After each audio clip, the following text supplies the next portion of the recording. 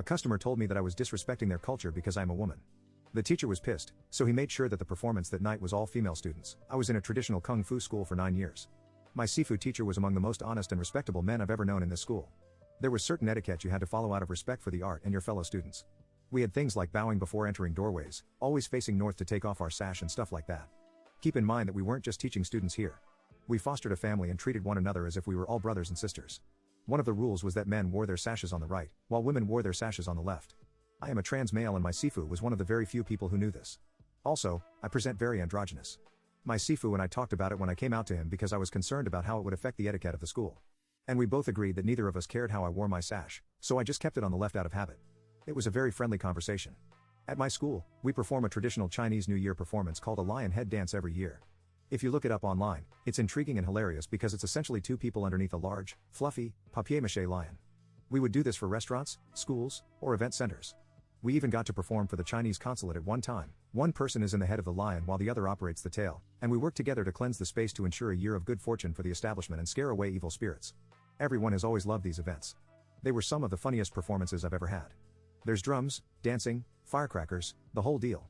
I was almost always in a line with my Sifu because we made a surprisingly good team. We went to this little Chinese restaurant that hired us to do our normal thing for 1 year. We get there, set up, lay out the equipment and stretch before the performance. This performance was one line with me in the tail and my Sifu in the head. As we're talking and getting ready, the establishment owner suddenly walks over to my Sifu and me with the most disappointed look. My Sifu asks if everything is alright and this guy just started in on my Sifu through gritted teeth.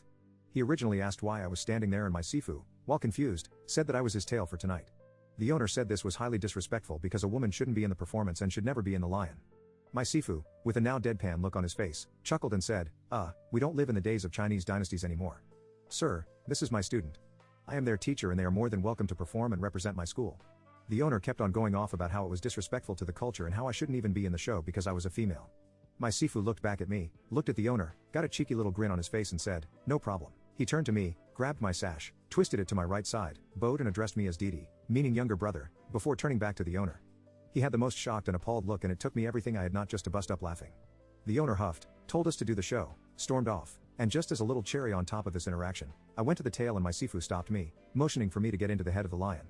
So I got to lead the show that night and the owner just had to sit back and deal with the fact that he didn't get his way by throwing intercourse-sized fit.